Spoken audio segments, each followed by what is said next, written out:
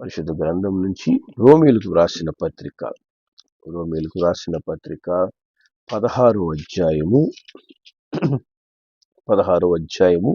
19వ వచనాన్ని మనము ఈ ఉదయ కాలంలో ధ్యానిద్దాం. మీ విధేయత అందరికీ ప్రచురమైనది గనుక మిమ్మును గూర్చి సంతోషించుచున్నాను. మీరు మేలు విషయమై జ్ఞానులను, కీడు విషయమై నిష్కపటులనై ఉండవలనని కోరుచున్నాను. దేవుని నామానికి మహిమ కలుగును గాక. ఈ ఉదయ కాలంలో దేవుడు మనతో చెప్తున్న మాట ఏంటంటే, మీరు మేలు విషయంలో జ్ఞానులుగా ఉండాలంట, కీడు విషయంలో నిష్కపటులనై ఉండాలి అని ప్రభువు కోరుకుంటున్నాడు. హల్లెలూయా. దేవుని నామానికి మహిమ కలుగును గాక.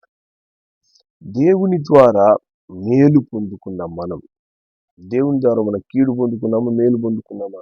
మనం మేలు పొందుకున్నాం. దేవుని ద్వారా ఎటువంటి మేలు పొందుకున్నాం? మనము శరీర సంబంధమైన మేలు అనుభవిస్తున్నాం.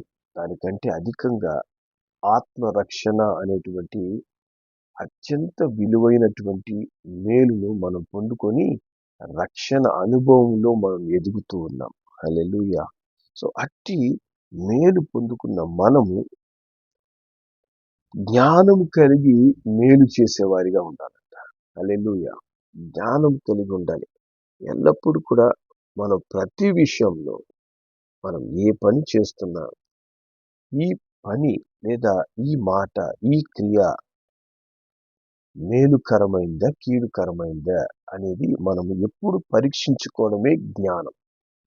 హల్లెలూయా. జ్ఞానం లేనివాడు కీడులో పడిపోతాడు. జ్ఞానం కలిగిన వాడు, నేను చేసే పని ఇతరులకి మేలు కలుగుతుంది అంటే ఆ పని చేస్తాడు, లేదు అన్నప్పుడు ఆ పని చేయడు. హల్లెలూయా. అందుకే దేవుడు అంటున్నాడు, మేలు చేసే విషయంలో మనకు జ్ఞానం కావాలి, కీడు విషయంలో మనము నిష్కపటులుగా, అంటే ఎటువంటి ఇబ్బందికరమైన పని మనం చేయకుండా చాలా జాగ్రత్తగా మన జీవితాలు కాపాడుకోవాలని దేవుడు సెలవిస్తున్నాడు. హల్లెలూయా.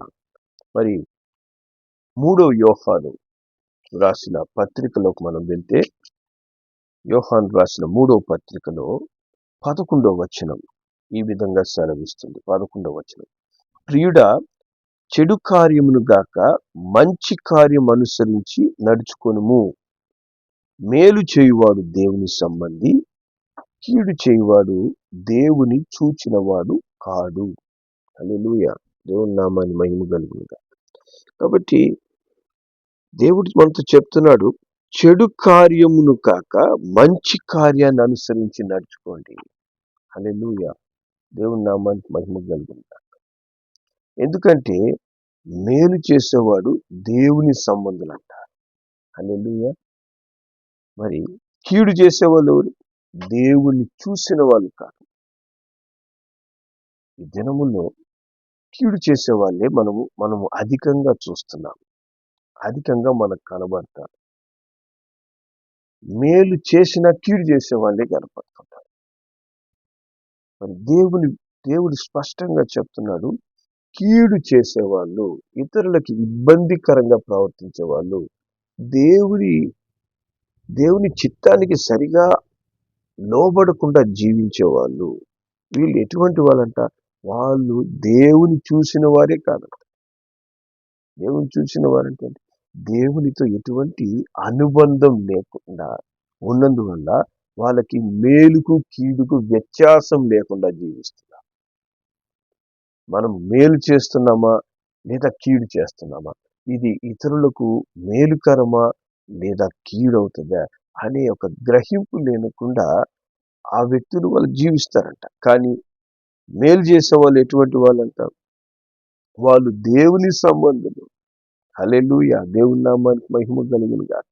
ఈ దినమున నీకు కీడు చేసే వాళ్ళకు కూడా నువ్వు మేలు చేయగలుగుతున్నావు అంటే లోకం అనుకుంటది, వీడికి ఎంత చేసినా కూడా, ఎంత కీడు చేసినా వీడు మేలే చేస్తాడు, ఈమెతో మనం ఎంత తగులు పడినా ఈమె ఎదురు మాట్లాడదు అని అది ఒక బలహీనతలాగా మనుషులు భావిస్తుంటారు. అది అది బలహీనతగా భావించి ఇంకా కీడు చేయాలని ప్రయత్నం చేస్తుంటారు. కానీ మనం దిగులు పడాల్సిన అవసరం లేదు. మనం కలవర చెందాల్సిన అవసరం లేదు. ఎందుకంటే దేవుడు అంటున్నాడు, నువ్వు మేలు చేస్తున్నావా, నువ్వు నా సంబంధివి, దేవుని సంబంధివి. కాబట్టి నువ్వు ఇతరులకు కీడు చేయడానికి నీ మనస్సు ఒప్పుకోవడం లేదు. ఇతరులకి ఇబ్బందికరంగా ప్రవర్తించడానికి నీ చేతులు పని చేయడం లేదు. నీకు కీడు చేసిన వాళ్ళకి కూడా మేలు చేయాలనే మనసే నీలో పుడుతుంది. హల్లెలూయా, దేవుని నామానికి మహిమ కలుగునుగాక. ఆ విధంగా మనము మేలు చేసేవారిగా ఉన్నప్పుడు మనము దేవుని సంబంధులుగా మారుతాం. హల్లెలూయా, దేవుని నామానికి మహిమ కలుగునుగాక. మరి యాకోబు రాసిన పత్రికలో దేవుని వాక్యము ఇంకా చాలా స్పష్టంగా దీని గురించి వివరిస్తుంది. యాకోబు రాసిన పత్రిక 4వ అధ్యాయము 17వ వచనం మనం చదువుదాం. 17వ వచనం ఇక్కడ వాక్యం చెప్తుంది, కాబట్టి మేలు చేయ నెరిగియు అలాగు చేయని వానికి పాపము కలుగుతుందంట. హల్లెలూయా, దేవుని నామాన్ని మహిమ కలుగునుగా. కాబట్టి నీకు ఎవరైనా కీడు చేస్తున్నారా, నీకు ఇట చేస్తే కీడు కలుగుతుంది అని తెలిసి వాళ్ళు కీడు చేస్తున్నారా, లేదా నీవు కూడా ఒకవేళ మరి మేలైనది చేయ నెరిగి కూడా కీడు చేస్తున్నావా, జాగ్రత్త. దేవుడు ఏమంటున్నాడంటే, అలాగూ మనము మేలు చేయ నెరిగి కూడా మనం చేయకపోతే మనకేమవుతుంది, అది పాపముగా మారిపోతుంది. హల్లెలూయా.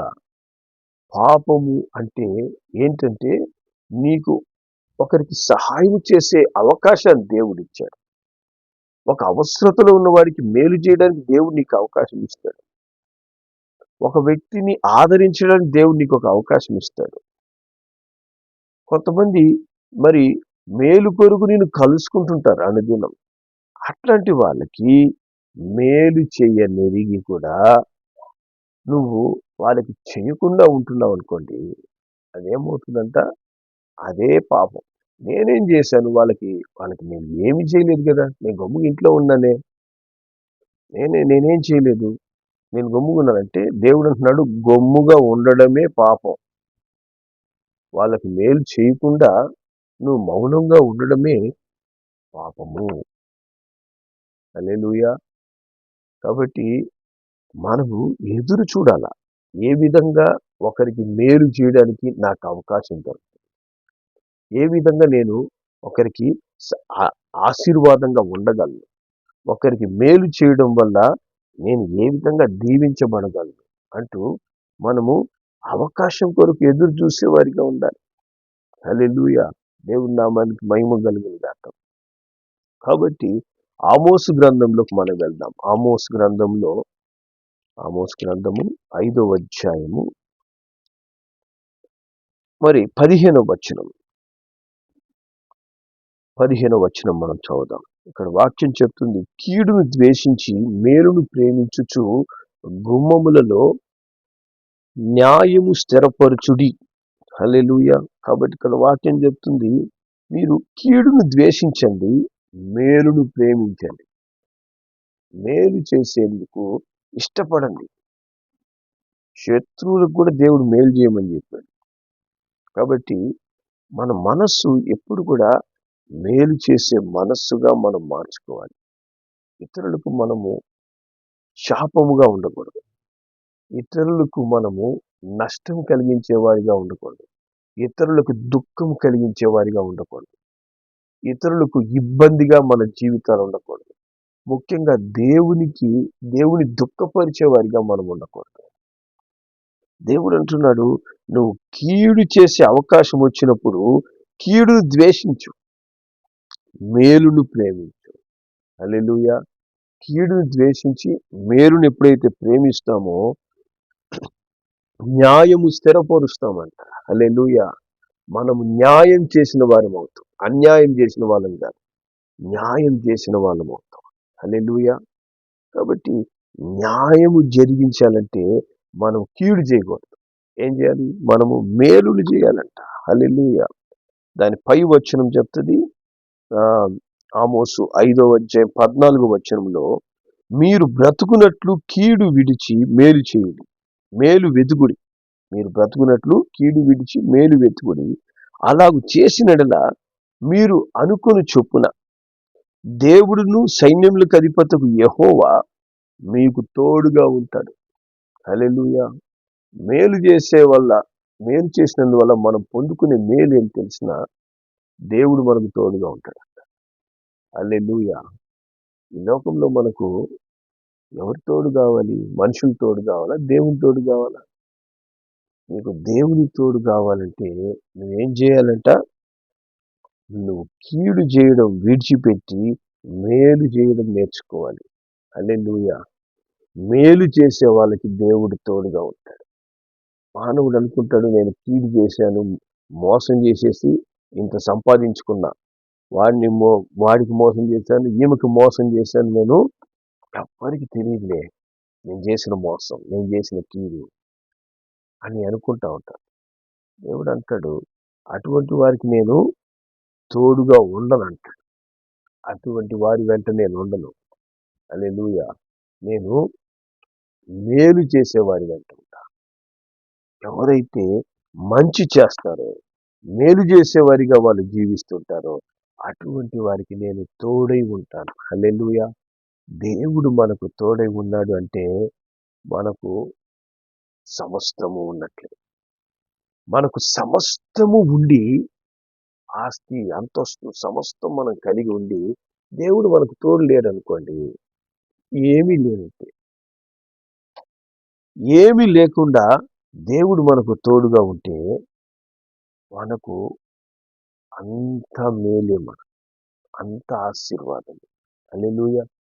మరి దరిద్రుడుగా ఉన్నటువంటి లాజరు, ధనవంతుడు, మనకు తెలుసు. ధనవంతుడికి అన్నీ ఉన్నాయి, ఏం లేదు, దేవుడు లేడు. ఎందుకంటే అతనికి మేలు చేయాలనే మనసే లేదు. పక్కనే ఆ లాజరు ఎంతో ఇబ్బందిలో ఉన్నాడు, తినడానికి సరైన ఆహారం కూడా లేదు.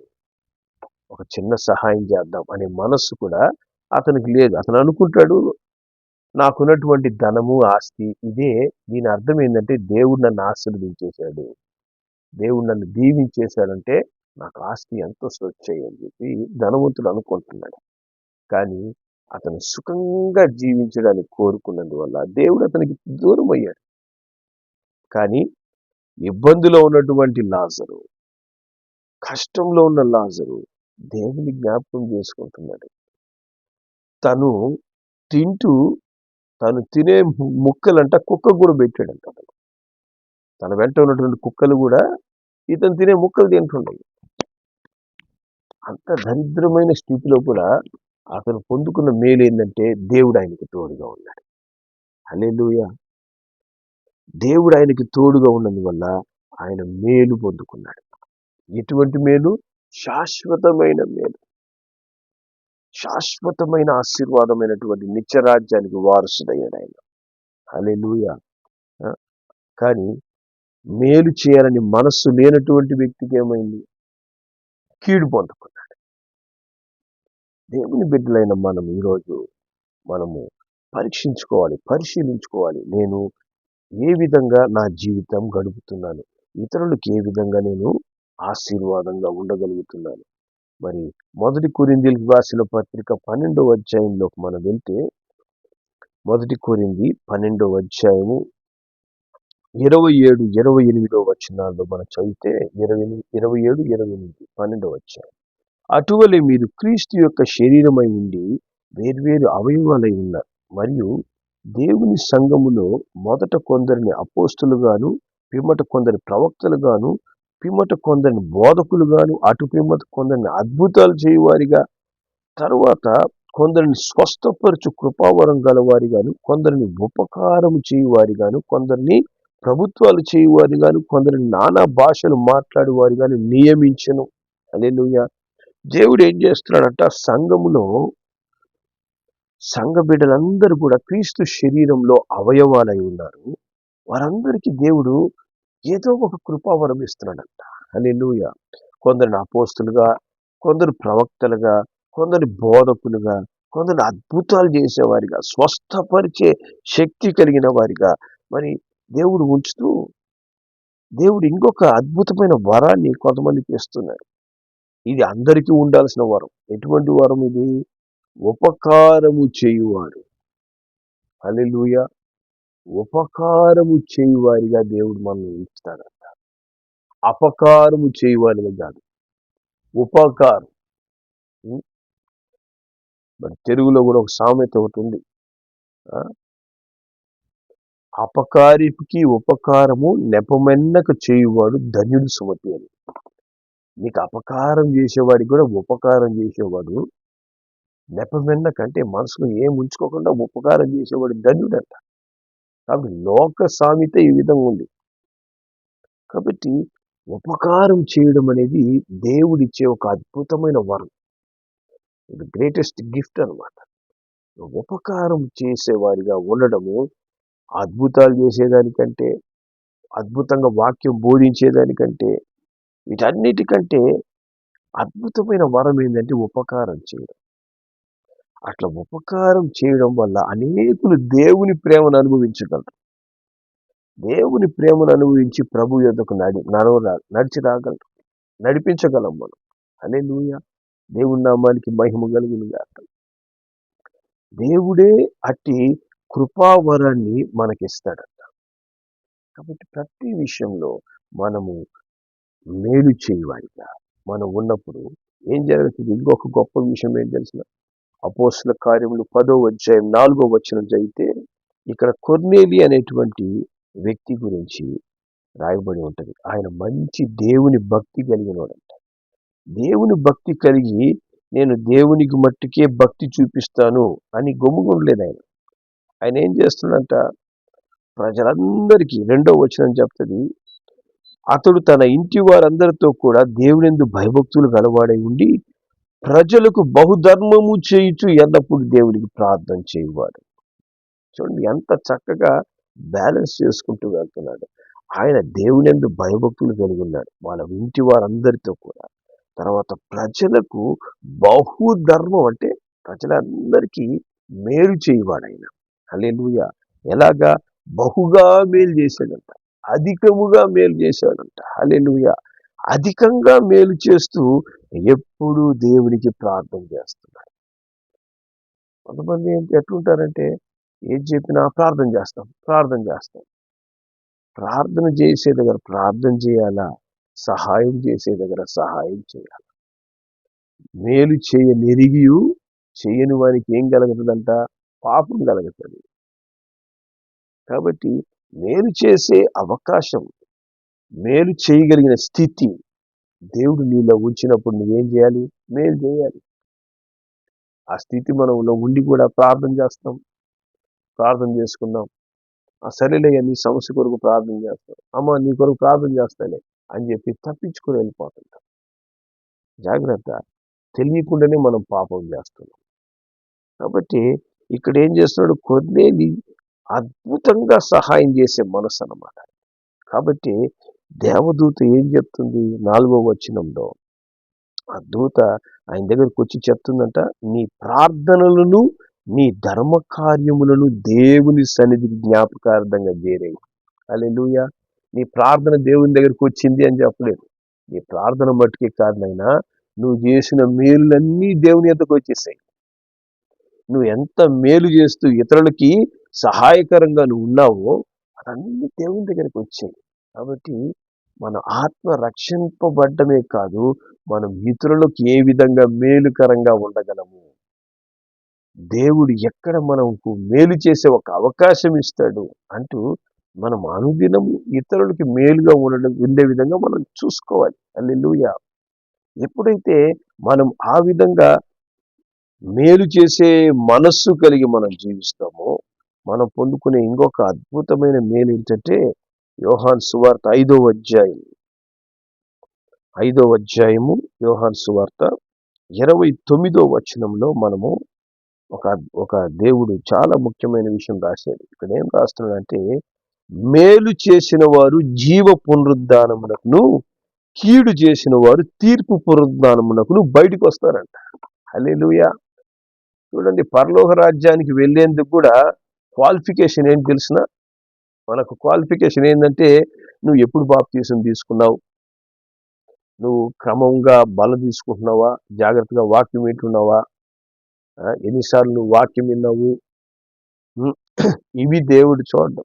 లేదా ఎంతకాలంగా నువ్వు మందిరానికి వెళ్తున్నావు, నువ్వు క్రైస్తవునిగా జీవించున్నావా లేదా, ఇవి కాదు. దేవుడు ఏం చూస్తాడంటే నీవు మేలు చేస్తున్నావా లేదా.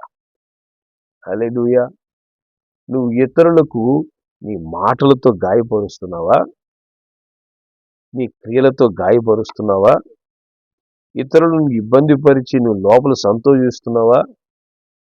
దేవుడు అంటున్నాడు, కీడు చేసే వాళ్లకు తీర్పు, మేలు చేసే వాళ్ళకి జీవ పునరుద్ధానాలు ఉంటాయంట. హల్లెలూయా. పరలోక రాజ్యానికి చేరడానికి మనకు బాప్తీసం పర్మిషన్ ఇవ్వలేదు. మనము మేలు చేసే లేదా సత్కార్యాలు చేయడానికి దేవుడు నిన్ను నన్ను ఎన్నుకున్నాడు. హల్లెలూయా. కాబట్టి ఎప్పుడైతే మనం ఈ లోకంలో మేలు చేస్తుంటామో, ఈ లోకంలో మనం దేవుని తోడు అనుభవిస్తూ ఉంటాం, న్యాయాన్ని మనం స్థిరపరుస్తాం. అంతేకాక మేలు చేయడం ద్వారా మనం ఒక దినము జీవ పునరుద్ధానాన్ని పొందుకుంటామంట. పరలోక రాజ్యానికి మనం చేరుకుంటాం. అలాగే కీడు చేసేవాళ్ళు, అంటే మేలు చేయ ఎరిగి కీడు చేసేవాళ్ళు ఉంటారే, అటువంటి వారు తీర్పు పొందుకోవడానికి వాళ్ళు తిరిగి లేస్తారంట. వాళ్ళకి తీర్పులో దేవుడు, నువ్వు ఎటువంటి మేలు నువ్వు చేయలేదు కాబట్టి నీకు నిత్యమైన నరకం అని చెప్పేసి అంటాడు. కాబట్టి చూసారా, మేలు ఎంత గొప్ప మేలు మనకు చేస్తుంది. మనం మేలు చేయడం వల్ల మనం మేలు పొందుకుంటాం. అందుకే మీరు మేలు విషయమై జ్ఞానం కలిగి ఉండండి, కీడు విషయంలో నిష్కపటులంటే కీడు మట్టుకు చేయొద్దు. కీడు మట్టుకు చేయొద్దండి, మేలు మట్టుకు చేయడానికి ప్రయత్నం చేయండి. హల్లెలూయా. మిగతాది దేవుడు చూసుకుంటాడు. జ్ఞానము కలిగి, అంటే జ్ఞానం కలిగి అంటే ఏంటి? కొన్నిసార్లు నీ దగ్గర మేలు పొందుకొని నీ కీడు చేస్తూనే ఉండే వాళ్ళ విషయంలో మన జ్ఞానం కలిగి ఉంటారు. నీ దగ్గర మేలు పొందుకుంటుంటారు, నీ కీడు చేస్తుంటారు. అలాంటి విషయంలో మనం ఏం చేయాలా? జ్ఞానం కలిగి అటువంటి వారి నుంచి మనం దూరంగా ఉండాలి. దేవునికి వాళ్ళని అప్పగించినప్పుడు దేవుడే వారిని దూరపరుస్తాడు. హల్లెలూయా. కానీ మనం మేలు చేయటం విసుకకు ఉండాలంట, విసుకవద్దు అంటాడు.